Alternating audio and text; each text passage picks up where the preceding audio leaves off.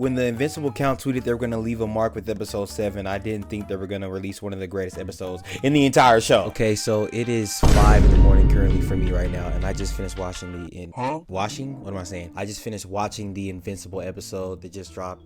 Oh my gosh, this is literally everything you could possibly want in an Invincible episode. Let me just say, whenever the gore level is on 10,000, it is one of the best episodes, bro. Whenever there's guts being pulled and eye sockets being rearranged, and like, this is when Invincible is at its peak. Mark still getting tossed around like a rag doll. Everything that you loved from that first season of Invincible that drew everyone in, that same magic was in this episode. This dude loaded up a whirlwind of doom, sent Nolan 3,000,000 feet up into the sky like he was an ant. For all the people that were hating on the episode last week and saying the anime, okay, to be fair, it was still parts where the animation was like, the whole destruction scene of the Viltrumite planet, that took some time to make. You could tell, like, they really took their time rendering more renders into that whole sequence. Bro, oh my gosh, dude. Like, when this dude freaking Oliver, bro, when he went after Thragg, like, and you saw his knuckles bust inwards, bro. Like, oh my gosh. Like, there's certain parts when I'm watching the show where I just have to pause and really just... Son! The season has all of the elements of why I fell in love with the show in the first place. You have this figure that's seemingly unbeatable and you're trying to find ways to beat him. But there's so much layering throughout the show where it's like you actually start developing feelings for characters, and it's just so well done. Even at the parts where it's like the animation could be better, the plot and the storyline makes up for everything that you possibly could want in the animation. Like the way that they're telling you this story, the way that we're seeing Thragg try to assert his dominance. Bro, that part when Thragg really looked like Satan himself and he turned red was like, oh my gosh. Also, correct me if I'm wrong, but I'm pretty sure that whole dialogue with Nolan and Thragg wasn't in the comics. But the way that they put that together, and Thragg is seemingly trying to reason with Nolan like, hey bro, like if you want to come back, you know what I'm saying? Like, I'm really not trying to kill you, but I could really do it to you.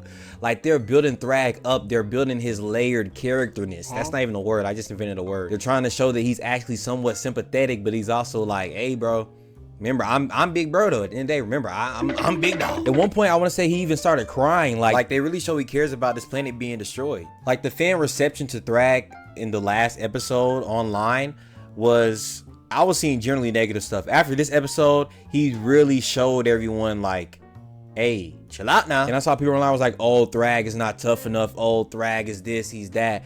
This episode proved he is the top dog, bro. If you press him, you're getting, bro, the way he made Thetis look like a bum from the streets. He said earlier in the episode, this was one of the strongest people I fought alongside or something along those lines. And he just instantly, in a snap of the fingers, just takes his head off like it's nothing. You couldn't even react.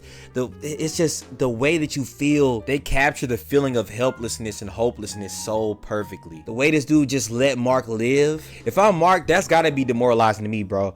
Like, I'm invincible, but bro, I couldn't be Mark because my whole resolve would be gone. This dude literally had my eyes ready to get gouged out, and he's like, you know what, we need you. I'm not gonna, bro. That helplessness feeling is just, man, like, there's really no hope. When they convey that feeling, this is when the storytelling is at its peak. This is when the show gives you that feeling you saw when you seen that train scene in season 1 for the first time. This dude just flung Battle Beast away like it was nothing, bro. And this dude Mark gonna stand and ask his dad, how do we beat him? He's too strong. And then Nolan just looks at him like the realism from this show, yeah, you're a superhero, Mark, but you're still not the strongest. There's still others stronger than you. You can still feel helpless. You can still feel like you're not doing enough. The way that they convey these realistic human DNA emotions within the show was just so good. And like, the show bubbles you up, like when Mark's like, you killed my dad, I'll kill you. And then he charges after him, and then for a second it looked like, you okay, Mark? That one shot when Mark was charging at Thragg, I was like, okay, Mark, you might do a little something. Then boom, Thragg like, no, you still my son, by the way. Pacing of the episode was also really good. Invincible is at its best when it's like, it has like a subplot, but it doesn't dive too deep into that subplot, or at least in my personal opinion. Like with episode 4, I think it was, like that Herm episode. To me, when Invincible spends episodes focusing on building something later on for the show, that's when it's like, but when they like do it where, okay, we're not gonna make this a whole episode, but we're gonna give you some backstory still. This was the perfect layout, because I was like, I wonder how they're gonna do with the pace in this episode.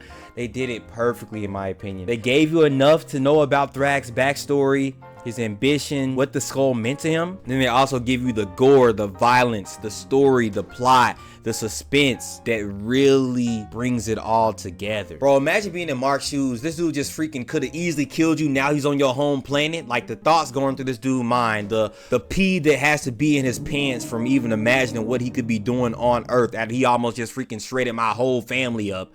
Well, he really did shred my whole family up like freaking crayon. Now if he's on my home planet, like, this next episode 8 is finna be so peak, bro. Honestly, I didn't watch The Boys yet. If I'm being real, Invincible definitely got my first watch, and I've been more invested in Invincible. The Boys has been cool too, though. But man, oh man, this episode was everything you could want from the Invincible series, man. They even had the toxic poo-poo gas, so they make Alan look strong again. Like, this episode was so aggressive in the way that Invincible has known to do well in the past. But yeah, let me know what y'all thought about the episode and the aura farming from Thragg, and if anyone else stayed up till 3 a.m. to watch the show. Hope y'all have a great rest of y'all day / night, and I'll see y'all in the next video.